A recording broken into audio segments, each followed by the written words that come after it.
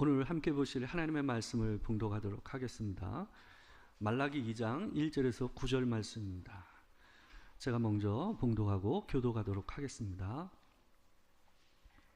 너희 제사장들아, 이제 너희에게 이같이 명령하노라.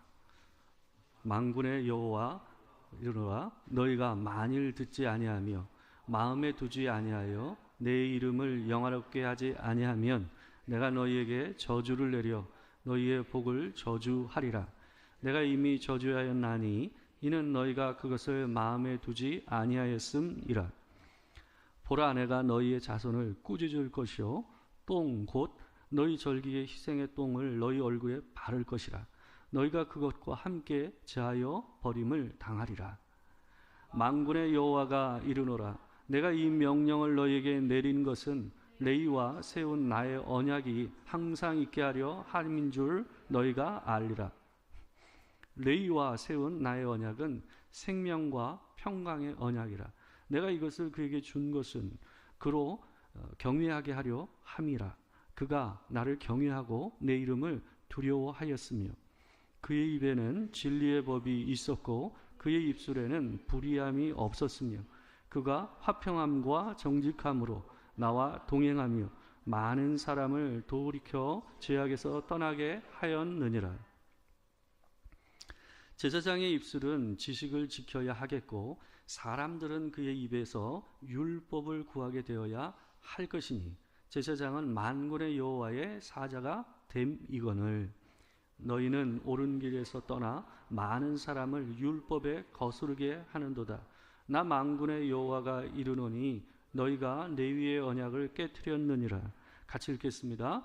너희가 내 길을 지키지 아니하고 율법을 행할 때에 사람에게 치우치게 하였으므로 나도 너희로 하여금 모든 백성 앞에서 멸시와 천대를 당하게 하였느니라 하시니라.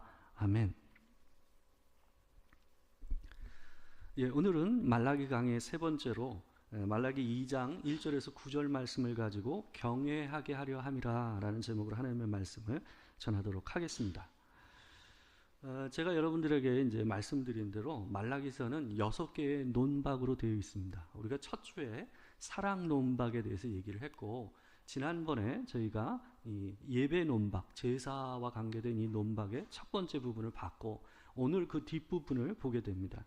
우리가 첫 번째 부분에서는 공경이 없는 예배, 하나님을 향한 경외함이 없는 예배에 대해서 우리가 얘기를 했습니다. 그들이 하나님께 드리지 말아야 할 제물을 갖다가 흠이 있고 장애가 있는 제물, 그리고 또 그들이 서원한 것과는 전혀 다른 이 예물을 드린, 그것을 두려워하지 않고 했던 백성들과 또 그것을 질책하지 않고 꾸짖지 않고 그것을 그대로 그냥 하나님께 올려드린 제사장의 문제에 대해서 공경이 없는 예배라는 제목으로 우리가 생각을 해봤습니다.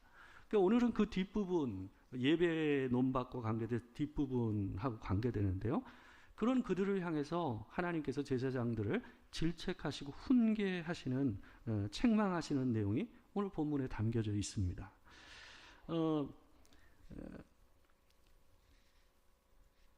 우리가 그 흔히 하는 말 중에 구분나무가 선산을 지킨다라는 말이 있습니다. 이게 무슨 말이냐 하면 사람들 보기에 쓸모없어 보이는 나무가 오히려 재구실을 한다라는 뜻이거든요. 그러니까 사람 보기에 저거 커서 뭐가 되겠나 싶은 그런 얘기들 하지 않습니까? 자식들도 키워보면요, 여러 자식을 키워보면 그렇잖아요. 우리 그런 소리 많이 합니다. 아이들이 클 때 저 커서 뭐가 되려고 저러나 하고 그러잖아요. 말썽 피우고 부모를 속삭이는 자식들이 나중에 커서 효도한다는 말이 있지 않습니까? 그런 경우가 많습니다. 아이들이 클 때 야, 얘는 진짜 속 한 번 썩이지 않는다 하는 애들이 이상하게 또 커서 또 속을 썩이고 마음을 아프게 하는 경우들도 왕왕 있어요. 그러니까 아이들이 크는 모양을 갖다 그냥 봐가지고는 알 수가 없는 거예요. 그런 것을 얘기하는 게 바로 구분나무가 선산을 지킨다라는 말이 담고 있는 의미입니다. 오늘 본문을 보게 되면 백성으로 하나님을 공경하게 하고 그분을 그런 마음으로 예배하게 하고 또 말씀으로 그들을 올바르게 가르쳐야 할 제사장들이 도리어 그들을 어긋나가게 하고 이 잘못 가게 했다라는 것에 대해서 하나님은 굉장히 강하게 질책을 합니다. 백성들이 바치지 말아야 할 물건들을, 이 제물들을 가지고 왔음에도 불구하고 제사장들은 거기에 대해서 이런 방구 얘기를 하지 않은 거예요. 왜 그랬을까요? 그들도 하나님을 그렇게 대우해도 된다고 암묵리에 자기 스스로도 하나님을 향해서 그런 마음을 가지고 있었기 때문에 그것이 화가 나지가 않은 거예요. 그것이 문제라고 생각되지가 않았던 겁니다. 그런 그들을 하나님께서 오늘 본문에서 호되게 질책을 하고 계십니다. 오늘 본문을 보게 되면요, 1절과 4절에 있는데 보게 되면 명령이라는 말이 2번 반복되고 있습니다. 근데 여기에 나오는 이 명령이라는 말은요, 본래 훈계 아니면 책망을 가르치는 말입니다. 원래는 그렇게 번역하는 게 더 맞습니다. 그래서 세번역 성경에서는 이 부분을 전부 훈계라고, 1절과 4절을 전부 훈계라고 번역을 했고, NIV 성경은 이 책망을 의미하는 단어로 번역을 하고 있습니다. 그러니까 실제 이 내용은 그냥 명령이 아니라 제사장들을 향한 훈계와 책망의 내용을 담고 있다라고 얘기할 수가 있어요. 2절을 보게 되면 하나님께서 이런 얘기를 하고 계세요. 만군의 여호와가 이르노라, 너희가 만일 듣지 아니하며 마음에 두지 아니하여 내 이름을 영화롭게 하지 아니하면 내가 너희에게 저주를 내려 너희의 복을 저주하리라. 내가 이미 저주하였나니 이는 너희가 그것을 마음에 두지 아니하였음이라 라고 얘기하고 있어요. 그러니까 하나님께서 그들을 향해서 내 훈계를 너희 마음에 두지 않고, 듣지를 않고 마음에 두지 않고 내 이름을 영화롭게 하지 아니하면 내가 너희를 저주하리라고 얘기하고 계세요. 뿐만 아니라 너희의 복을 저주가 되게 하리라라고 얘기하고 계시거든요. 그러니까 그들의 복이라는 게 이게 뭐냐 하면, 너희의 복이라고 표현된 것은 2가지입니다. 첫 번째는 뭐냐 하면, 이 제사장들이 백성들이 제사를 드리러 오면 그들을 향해서 했던 축복의 말이 있었어요. 우리 아시잖아요. 민수기에 나오는 그 말씀 있죠. 민수기 6장에 나오는 말. 그 축복의 말들을 늘 했단 말이죠. 근데 너희가 백성들에게 하는 그 축복의 말이 저주가 되게 하겠다라고 얘기하고 계시는 거예요. 또 하나의 말은 뭐냐 하면, 그들이 제사를 드리러 오면서 가지고 오는 제물 중에 일부는 제사장들이 먹을 수가 있었어요. 그들의 소유가 됐단 말이에요. 그러니까 그들이 제물을 제대로 하나님 앞 드리는 일은 결국 그들에게 뭐가 됐어요? 물질적인 복이 됐어요. 그러니까 그 2가지 복을 전부 다 하나님께서 뭐 하겠다는 게 끊어버리시겠다는 거예요. 그 복을 저주가 되게 하겠다라고 하나님께서 그들을 향해서 얘기하고 계신 겁니다. 근데 보게 되면요, 이게 미래형이 아닌 거예요. 바로 뭐라고 되고 있어요? 2절 뒷부분에 내가 이미 저주하였나니 이는 너희가 그것을 마음에 두지 아니하였습니다. 이 말은 뭐예요? 이미 이 훈계의 임계점을 넘어간 거예요. 이미 그들이 넘어야 할 선을 갖다가 넘은 지가 오래된 거예요. 그러니까 하나님께서 참을 만큼 참았다라는 얘기를 이렇게 강하게 얘기하고 계십니다. 3절을 보게 되면 하나님이 한 걸음 더 나가서 강하게 이렇게 얘기하십니다. 아마 성경에서 가장 어떤 면에서는 좀 수치스럽고 좀 입에 담기 쉽지 않은 단어를 갖다가 쓰고 하나님께서 그들을 질책하시는 거예요. 3절을 보면 이렇습니다. 보라, 내가 너희의 자손을 꾸짖을 것이요 똥 곧 너희 절기의 희생의 똥을 너희 얼굴에 바를 것이라. 너희가 그것과 함께 제하여 버림을 당하리라. 성경에 이런 단어가 나오는지 여러분 잘 모르셨죠? 그러니까 하나님께서 얼마나 이 맹렬하게 이들을 향해서 노를 바라고 계신지, 왜 어떻게 이런 표현까지 그들에게 쓰셨는지를 갖다가 얘기한 거예요. 이 말은 뭐냐 하면, 그들이 하나님의 얼굴에다 똥을 발랐다는 거예요. 너희가 먼저 나를 수치스럽게 만들고 나를 그런 대접을 했기 때문에 나도 너희 얼굴에다 그렇게 바르겠다는 거예요. 그러니까 여기에 나오는 희생의 똥이라고 얘기되는 표현은, 이 똥이라고 번역한 이 단어는요, 본래 히브리어에서는 찌꺼기를 가리키는 말입니다. 그러니까 이게 좀 더 포괄적인 단어예요. 그러니까 똥도 포함이 돼요. 이게 하나님께 바치면 안 되는 것을 포괄해서 표현하는 표현이 이 표현이에요. 그러니까 희생제물의 머리와 다리와 그 다음에 내장이에요. 내장 안에 뭐가 있어요? 남은 배설물이 있잖아요. 그러니까 그걸 다 포함하는 거예요. 원래 이것들은 전부 어떻게 되냐면 영문 바깥에 나가가지고 어떻게 했어요? 버려서 거기서 태워야만 했어요. 근데 그들이 드린 제물이 어떤 거와 같았다라는 거예요? 이거와 같았다라는 거예요. 하나님께서 그들이 하나님께 올려드린 제물이 희생의 똥과 같았다라고 하나님께 얘기하고 있어요.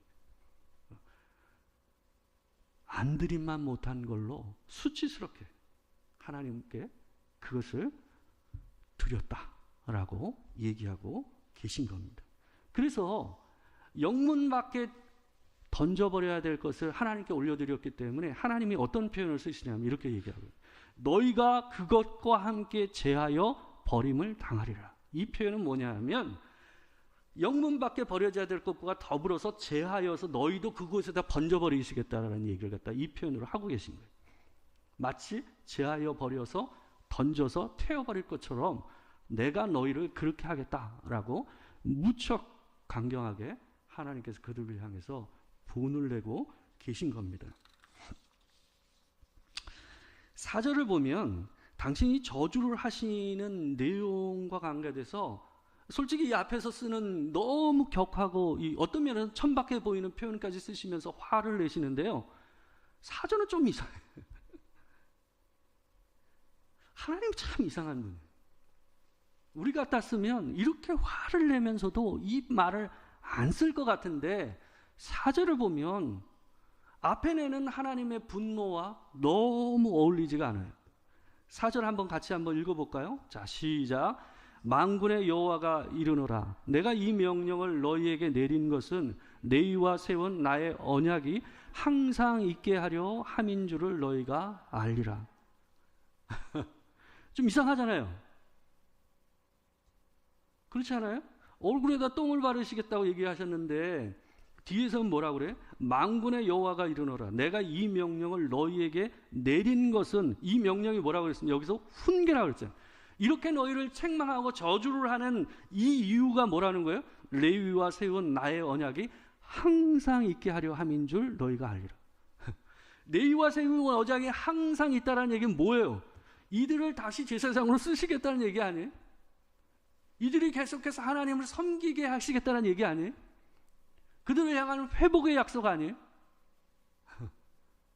지금은 너무 하나님이 강경하게 그들을 갖다가 혼을 내시고 책망하시지만 어느 순간 어느 단계가 되면 마치 안개가 걷히듯 그들이 뭘 느끼게 될 거라는 거예요?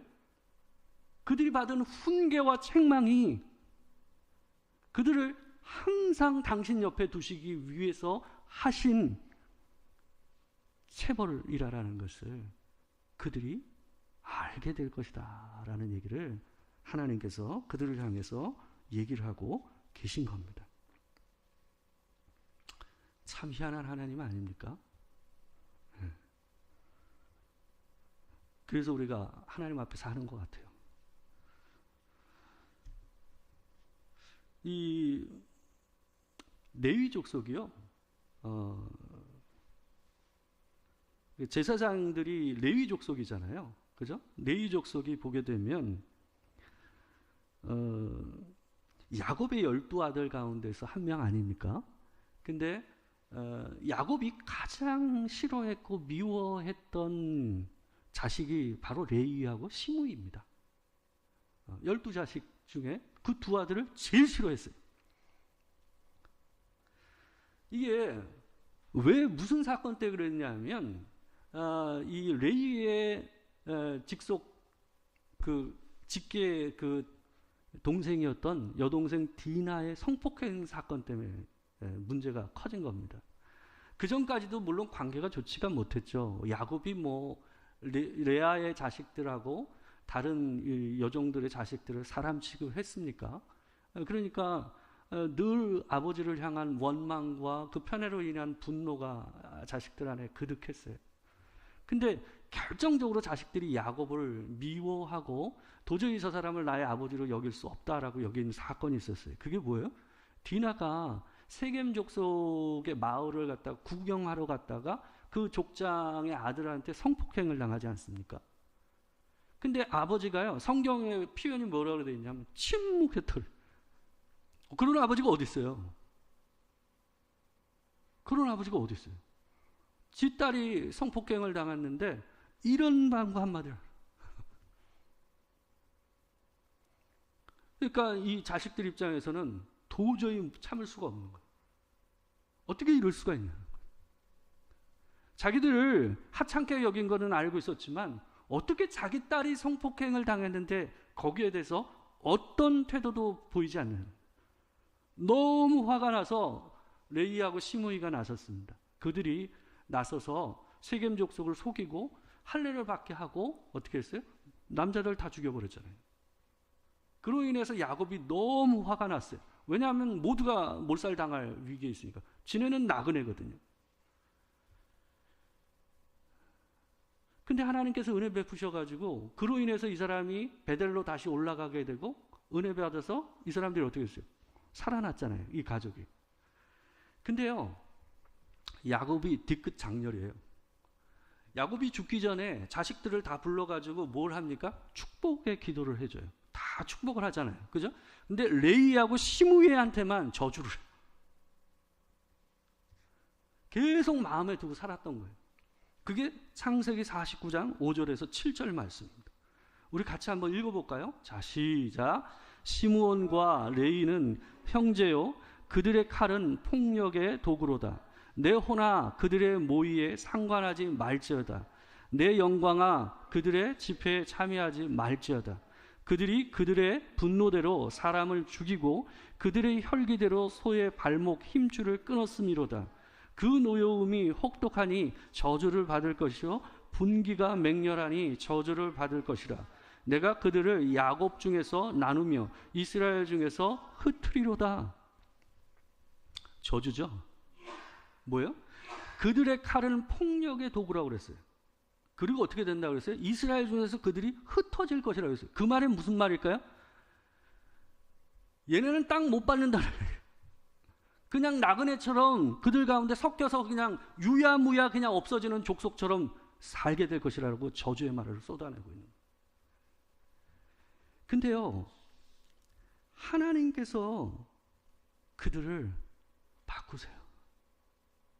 야곱은 자기 자식들을 향해서 저주를 퍼부었지만 하나님은 폭력의 도구라고 얘기했던, 그들의 칼은 폭력의 도구라고 얘기했던 그들의 칼을 하나님의 칼로 바꾸세요.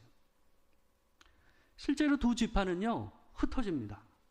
시므이는 진짜 온데간도 없이 사라져버리는 족속처럼 살았어요. 근데 레이는 달랐어요.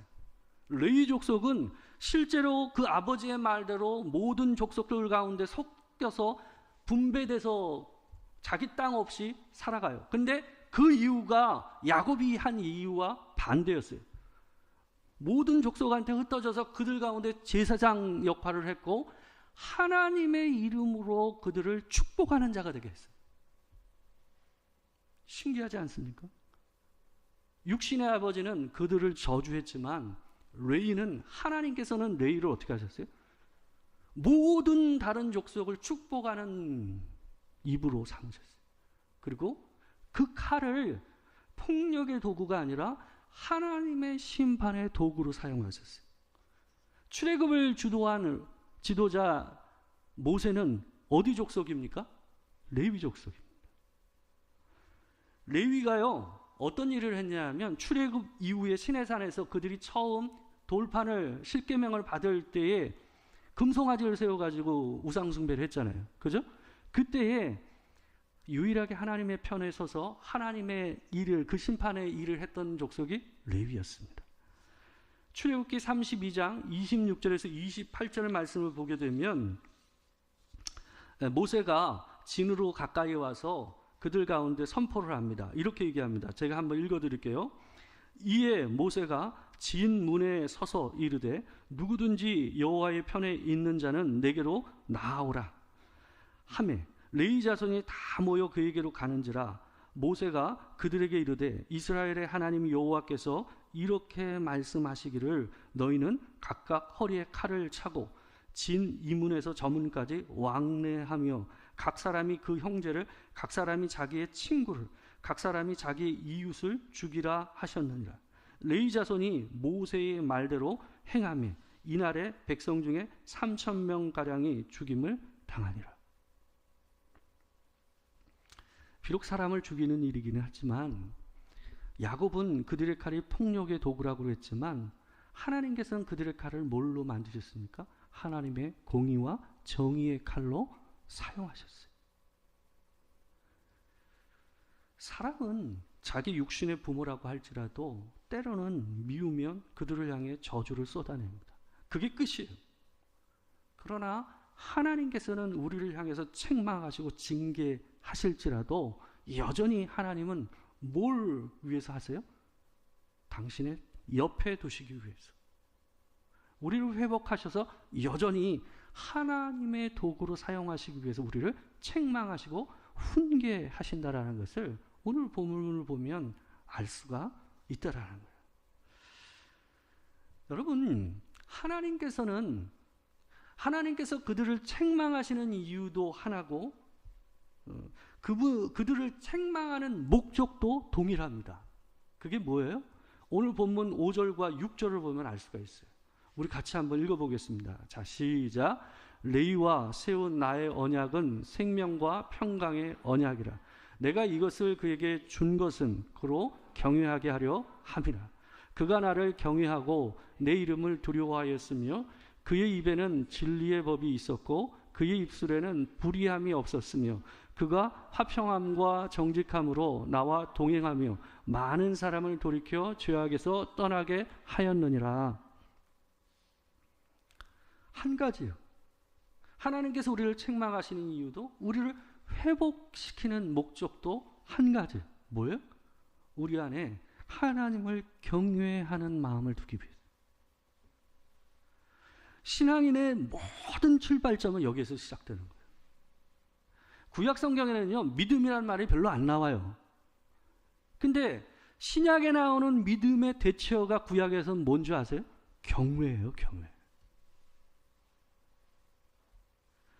모든 신앙인의 출발이 경외하는 마음에서 출발하는 거예요.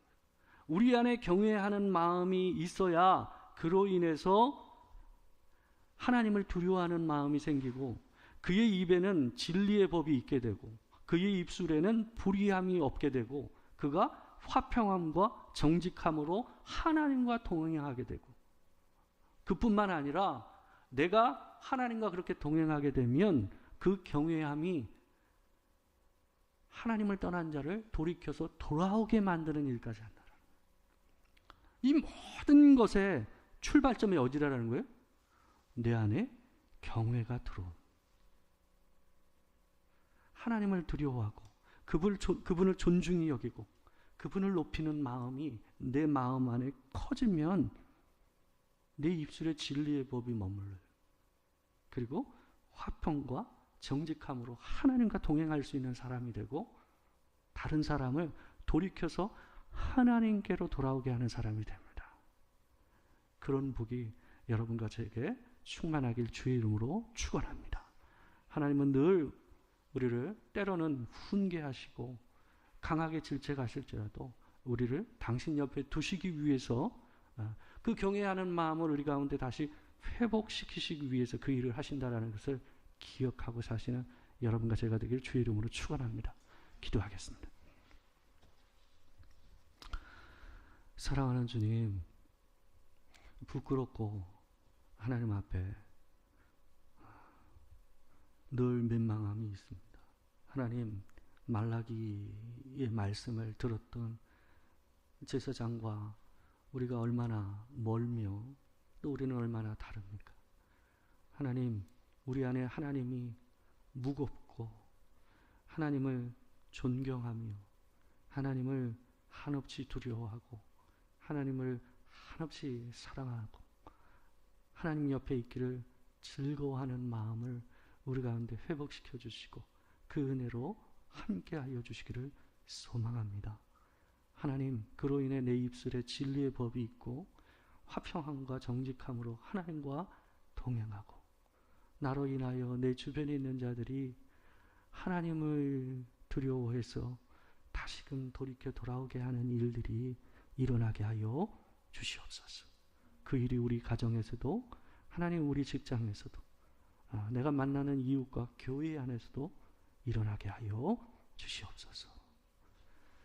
지금 우리 주 예수 그리스도의 은혜와 아버지 하나님의 크신 사랑과 성령의 교통하심, 진실로 하나님께서 비록 우리를 책망하실지라도 하나님의 그 책망 안에 우리를 향한 사랑과 우리를 다시금 하나님을 향한 경외하는 마음을 새롭게 회복시키기 위함임을 믿고 또한 하나님을 바라보기를 원하는 이제는 모든 성도들 가운데 지금으로부터 영원토록 함께 하시기를 축원하옵나이다. 아멘.